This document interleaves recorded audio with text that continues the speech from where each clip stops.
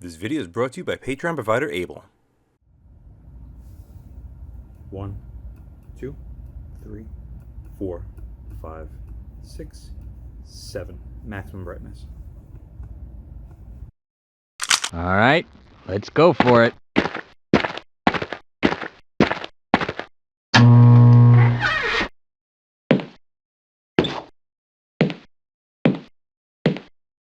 I smell an ambush.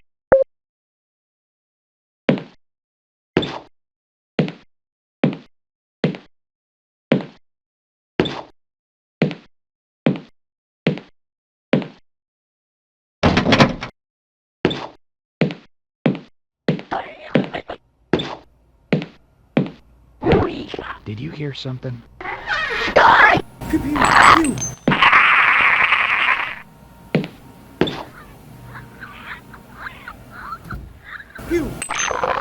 Got another one. Ooh, something died down here.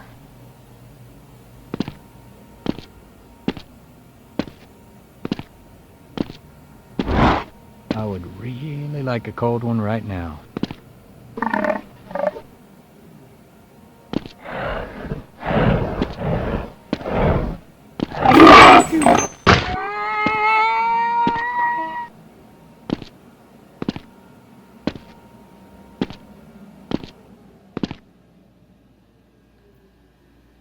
Yup, let's go.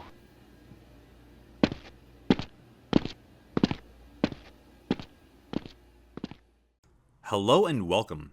This LEUPOLD Mk6 1-6 first focal plane LPVO featuring the illuminated TMRD reticle was graciously sent in by Patreon provider Able. That was a mouthful. If you remember my Credo first focal plane 1-6 video, that too was graciously sent in by Able, and upon conclusion of my review on that, he sent it in for full refund and found this used. He got this thing for an absolute steal, $900 with a mount, albeit a pretty shitty mount.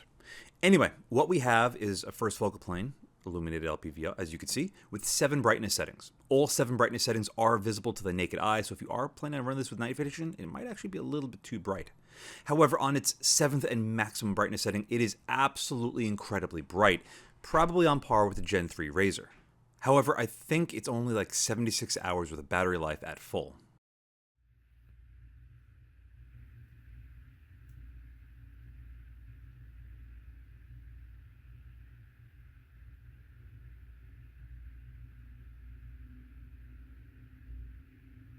If you're fans of my channel, you know that I don't particularly care for target turrets on top of LPVOs. However, these are probably the best I've ever gotten my hands on. Despite the fact they don't really sound all that good and there's a good bit of play between detents, what I really love about them is they offer the milli equivalent on the bottom, drops in meters on top, and they have a very clever lock.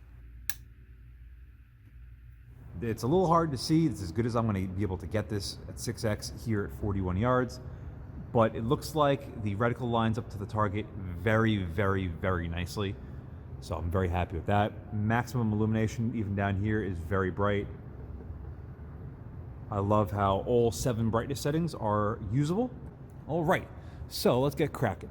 So it's got 1, 2, 3, 4, 5. 1, 2, 3, 4, 5. 1, 2, 3, 4, 5. 1, 2, 3, 4, 5. Just the camera settings. 2, 3, 4, 5. 1, 2, 3, 4, 5. 1, 2, 3, 4, 5. 1, 2, 3, 4, 5. 1, 2, 3, 4, 5. 1, 2, 3, 4, 5. Why am I doing 5 instead of 10? That is because each click on this scope is 0.2 mils, so it makes sense. And it looks like it tracks pretty good. It looks like it might be favoring the left side of the line a little bit. Let's reset it. We'll hear that glorious click of the turret. There we go. And it looks like it resets pretty well. Let's give it another 10.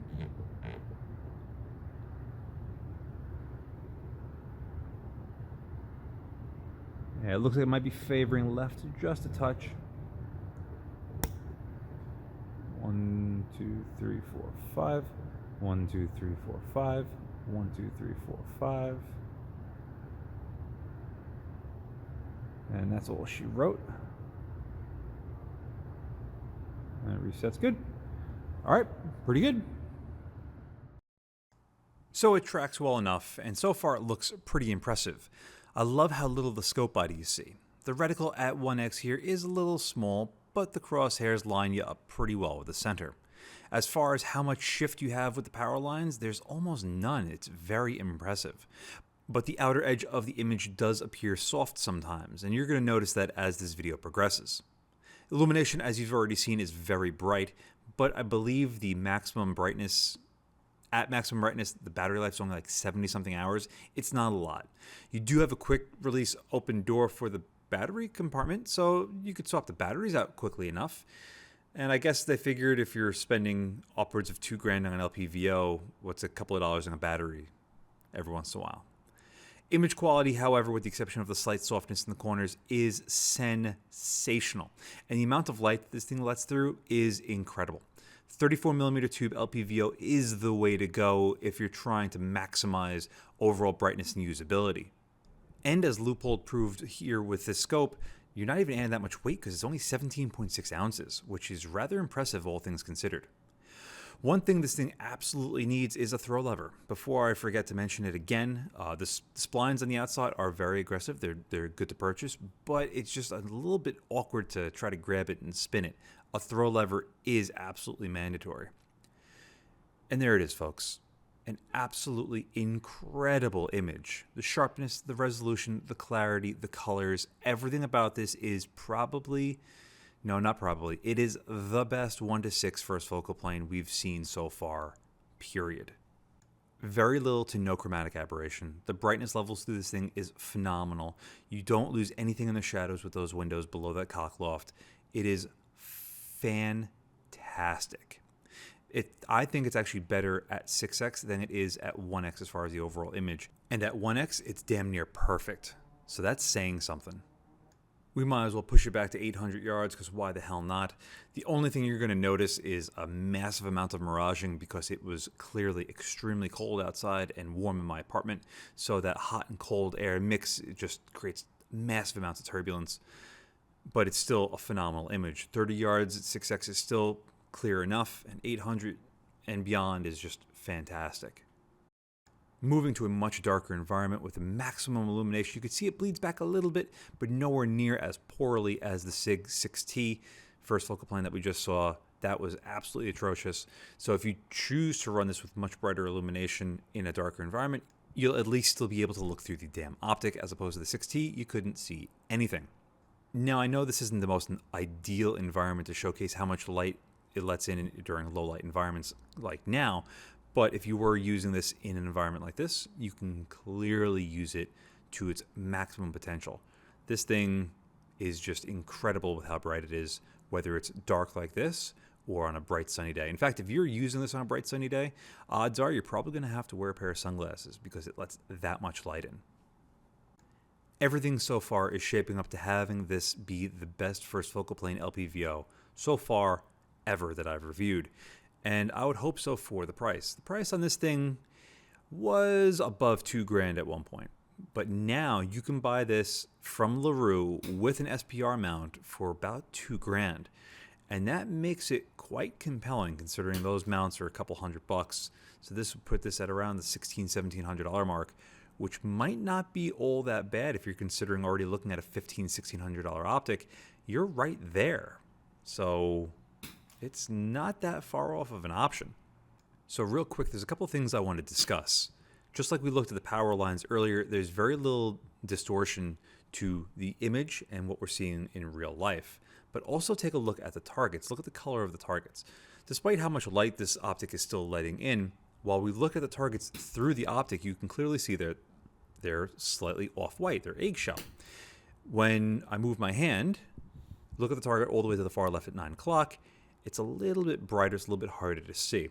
So the glass itself adds a little bit more contrast to the image, which makes us pick up those extreme contrast differences that much easier. And when it comes to target acquisition, that's pretty important because you want every little detail you can extract from the image, if at all possible. We can beat the quality of the image to death for another 3 hours, but there's no point. It's very, very good. Talk about the reticle a little bit. I really don't mind it. It's not ideal. I kind of wish inside the little segmented circle it was only a fine dot as opposed to the hash marks for the windage and elevation, but c'est la vie, nothing could ever be perfect. But I don't mind this reticle primarily because of the turrets that it has. Quick adjust for either mills or elevation or combination of thereafter. With the lock, it's a really neat setup, and I think they complement one another quite well. Now, unfortunately, not everything can be peaches and cream, and what I want to show you is this optic's Achilles heel. Take a look at the illumination. This is on full, and what you were seeing is what you were getting. If you are even the slightest bit off axis, and I mean slightly off perfect dead center of this thing, even by the littlest of margins, the illumination completely shuts off. And you might think that's not so bad, but in practice, it is so distracting and disorienting that it completely ruins the experience of this thing. It quickly goes from exceptional to very, very quickly. Because when it starts to blink like that, your eye is drawn to that as opposed to your target, and you're distracted. And for me, I need fewer distractions when I'm using an optic. This is 100% the result of it being a first focal plane optic, because the illumination's on the first focal plane to match the reticle, not on the second focal plane. Whereas I'm going to show you right now a second focal plane that doesn't do that. Pray witness will you to the first look at the second focal plane 6T, where clearly the illumination is on the second focal plane and you could see it all of the time, basically to the point where you are looking beyond the optic. It is exceptional, and that's why second focal plane LPVOs still have the edge like this. Getting back to the Mk6 though, the Eyebox isn't terrible at 1x, but at 4x, for whatever reason, as you can see here, it is very, very finicky. Again, you go slightly off axis in either direction, and you not only start losing the illumination, but you start getting really bad dark spots and shadows. I don't know why. This thing, being a 34mm tube, as we've seen, lets in a lot of light, has extremely good image quality, but it's just a little bit tighter than I would like. Even if you have a perfect cheek weld, it's still something you have to consider. It's that much of an issue. And keep in mind, this is not the first focal plane LPVO to have illumination issues like this. Watch my Tango 6T first focal plane review, and you'll see that it does something similar, albeit you're still able to look through the image and see the illumination before it shuts off, before you get into the shadows. This is by far the touchiest illumination I've ever seen on an LPVO. So, as you can clearly see, everything is not without its faults. I was expecting a little bit more from this guy, brutally honest. Given the price, the overall feel, the fit, the finish, the resolution, the sharpness, the brightness of the illumination, the brightness of the image, everything was fantastic. But when it came to actually using this thing, the Eyebox ruined the experience a lot, way more than I was expecting. It just wasn't working for me whatsoever. And maybe that's because I didn't have the perfect cheek weld on it, but I was running this as well as another second focal plane LPVO, the quite frankly excellent SIG Tango MSR 1:6 second focal plane, and it just felt so much easier to get behind it and on target with that MSR than it did for this. And you're talking about this is about 8 times the price of the MSR, which is just nutty, absolutely fucking nutty. So take that for what it's worth. That's just my experience behind it. Do I recommend this? It's so close for the money that you're spending on this. Do you really need a first focal plane LPVO? If not, Razor HD Gen 2E. Get those for $1,400, $1,500, $1,600, somewhere in that range. You can find them used, even better, or get a 9E version and just rock it with a little extra weight and save, you know, legit almost half the price. You could find those for like around $950, which is just a phenomenal price. Still, though, despite all that, this is the best looking, feeling, and despite the illumination issues, it's still the best functioning first focal plane LPVO I've got my hands on. So despite all its quirks, which there's only a few, this is still probably the creme de la creme of the first focal plane 1:6. To really finalize the image quality of this LEUPOLD Mk6, on the left we have the 6T first focal plane, on the right the Mk6. there is a great divide between these two optics. These were filmed only a couple of weeks between one another, and you can clearly see that the LEUPOLD just dominates. It just destroys the 6T first focal plane. Not to be confused with the second focal plane, which will be coming extremely soon, but as far as first focal planes LPVO 1 to 6s go, it's gotta go to this Mark 6. I praised the SWFA HD 1 to 6 recently for its image quality, and to give you an idea of that, though still much better in my opinion than the 6T, again to this Mark 6, it's just dominated. Not only that, look at the size of the image looking through these optics. These are both cropped exactly the same 1:1, and yet the image through the Mark 6 is significantly larger, ultimately giving you a much better field of view and sense of just scale when you're behind it. Now, yes, you might be saying, but see, the sun, when it's in a different area of the sky, or if it's lightly cloudy, or maybe there's a little bit of moisture in the air, thus a little foggy, it's going to change the image profile. And you're absolutely 100% right. The image profile and color profile are going to change, and no two optics are ever going to look alike, even if you're filming them one after the other, because everything's going to change. But regardless to that fact, this thing still just exceeds itself and everything else by a sizable margin. So despite its minor shortcomings, this is still not just the best first focal plane LPVO 1 to 6 as far as the image quality, but just as a whole, it is exceptional. Anyway, thank you all very much for watching. Abel, thank you so much for sending this in. I hope it serves you extremely well. As always, hope to see you again next time. And a very huge thank you to all of my Patreon providers. Without you, this wouldn't be possible. If you'd like to help support the channel but don't want to join my Patreon, I completely understand. But you can still help support by using my affiliate links in the description below. Thanks again for watching.